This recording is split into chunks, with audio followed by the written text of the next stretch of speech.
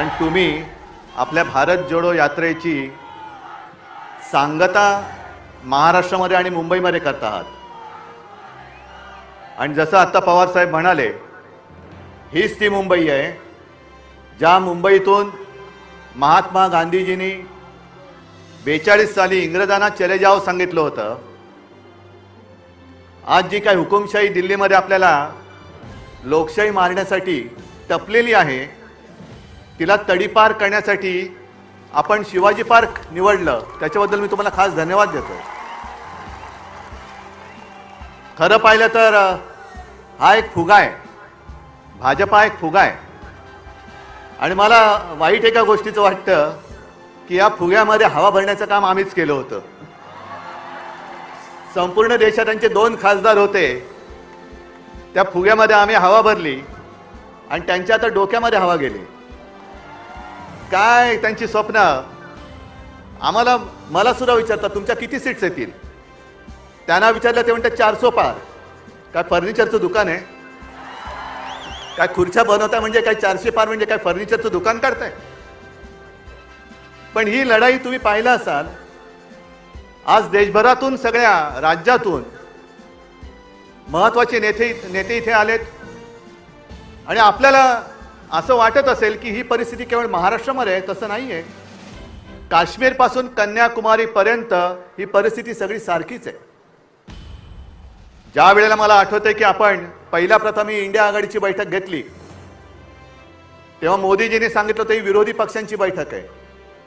आम्ही विरोधी आहोत, जरूर आहोत, पण आम्ही विरोधी आहोत ते हुकुमशहाच्या विरुद्ध आहोत. आम्ही हुकुमशाहीशी विरुद्ध आहोत. जेव्हा मोदीजी तुम्ही आमच्या घराणेशाहीवरती आरोप करता, तेव्हा तुमचं घराणं मी प्रकाशजींच्या भाषेत बोलत नाही, पण तुमच्या परिवारामध्ये फक्त तुम्ही आणि तुमची खुर्ची एवढंच तुमचा परिवार आहे. बाकी परिवार आहे कुठे? आणि ही जी आपण लढाई लढतोय ती लोकशाही वाचवण्याची आहे, संविधान वाचवण्याची आहे. ज्या संविधानाबद्दल शिवसेना प्रमुख नेहमी सांगायचे की याची सुरुवात कोर्टापासून करा.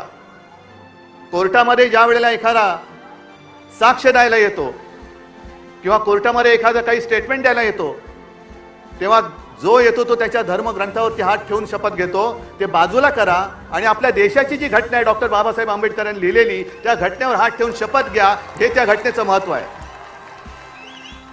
आणि यांना 400 पार त्याच्याचसाठी पाहिजे हे आता स्पष्ट झालेलं आहे. कारण त्यांचेच एक मंत्री, मला जर मी विसरलो नसेल तर आनंद कुमार हेगडे, तेच बोललेत की आम्हाला घटना बदलायची आहे म्हणून 400 पार करायचंय. तुम्ही किती जण बातम्या वाचता मला कल्पना नाही, पण काल मी एक लोकसत्तामध्ये बातमी वाचली, रशियामध्ये निवडणुका चालल्यात.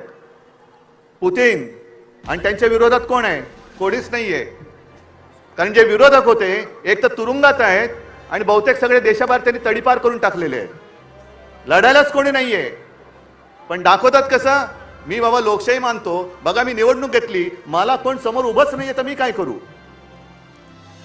ही अशी सगळी परिस्थिती पाहिल्यानंतर आज आपल्या समोर एक वेळ येऊन ठेपलेली आहे.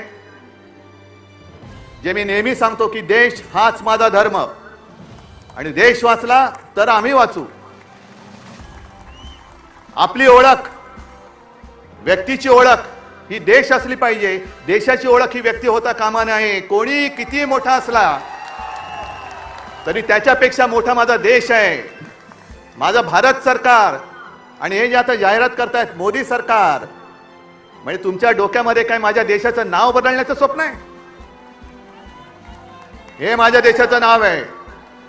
आणि आजपर्यंत आपण अनेक अनुभव घेतले. असं काही वेळेला वाटत होतं की देशासाठी एक मजबूत सरकार पाहिजे, पण आता आपल्याला अनुभवानंतर कळलंय आपलं युतीचं सरकार होतं, अटलजी पंतप्रधान होते, सगळेच त्याच्यामध्ये होते. एनडीए तेव्हा एक छान असं वातावरण होतं. ममता, समता, जयललिता आपण सगळे एकत्र होतो आणि अटलजीने उत्तम प्रकारे आपलं सरकार चालवलं होतं. त्याही वेळेला देशाची परिस्थिती इंडिया शायनिंग, फील गुड असे दिवस होते. मग नरसिंहरावजी आले, त्यांनी चांगलं सरकार चालवलं. मनमोहनजी आले, त्यांनी चांगलं सरकार चालवलं. आणि आता हे जे आलेत 14 पासून एका पक्षाचं सरकार आहे.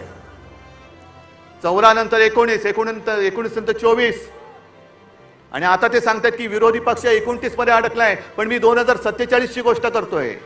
पट्टा घेऊन येत नाही. आणि या देशाच्या जनतेसमोर हुकुमशाही किती मोठा असला तरी ज्या वेळेला सगळे लोक एकवटतात तेव्हा हुकुमशहाचा अंत होतो. आजच वेळ आलेली आहे. आणि हा शिवछत्रपतींचा महाराष्ट्र आहे. आपला जो इतिहास आहे, आपला इतिहास हा तोडा फोडा आणि राज्य करा असा जर का असेल तर जो आपल्यामध्ये फूट पाडतोय त्याला तोडा फोडा आणि त्याच्या छाताडावरती राज्य करा हे दाखवून देण्याची वेळ आलेली आहे. आणि जसं तेजस्वीजी तुम्ही एक नारा दिला तसा मी पण एक नारा हल्ली देतोय सगळीकडे. कारण ते जे म्हणतात अबकी बार, मी म्हणतो अबकी बार भाजपा. आणि त्याची सुरुवात ही आजपासून झालेली आहे. आणि मला खात्री आहे शिवतीर्थावरून जेव्हा रणशिंग फुंकलं जातं, हातामध्ये मशाल घेऊन रणशिंग आपल्याला महाराष्ट्रामध्ये फुकायचं आहे. आणि मुंबईतून एखादी गोष्ट जेव्हा बोलली जाते तेव्हा संपूर्ण देश त्या रस्त्यावरून चालतो, त्या वाटेवरून चालतो. म्हणून आपल्या लोकशाही रक्षणाची आजपासून ही लढाई सुरू होते. मी त्या हुकुमशहांना सांगतोय, तुम्हाला असं वाटत असेल की ज्यांना ज्यांना घाबरवून तुम्ही तुमच्या पक्षात घेताय ते म्हणजे देशाची जनता नाही. देशाची जनता ही माझ्या समोर बसलेली आहे आणि आमच्या सोबत आहे. आणि तुम्ही किती अत्याचार करण्याचा प्रयत्न करा, तुम्हाला तोडून मोडून टाकल्याशिवाय राहणार नाही. ही शपथ घेऊन आम्ही मैदानात उतरलेलो आहोत. आणि एकच नारा परत घेऊन अबकी बार भाजपा तडीपार, गावागावात जा आणि ह्या हुकुमशाही राजवटीचा अंत करा, एवढीच एक विनंती करतो आणि आपली रजा घेतो. जय हिंद, जय महाराष्ट्र. तो हमारे साथ देखते रहिए फाइट अगेंस्ट क्रिमिनल चैनल और पढ़ते रहिए fight against criminal daily newspaper. आज की खबर में बस इतना ही। वीडियो को लाइक करें और चैनल को सब्सक्राइब कर ले जिससे आने वाली वीडियो की नोटिफिकेशन आपको मिलती रहे।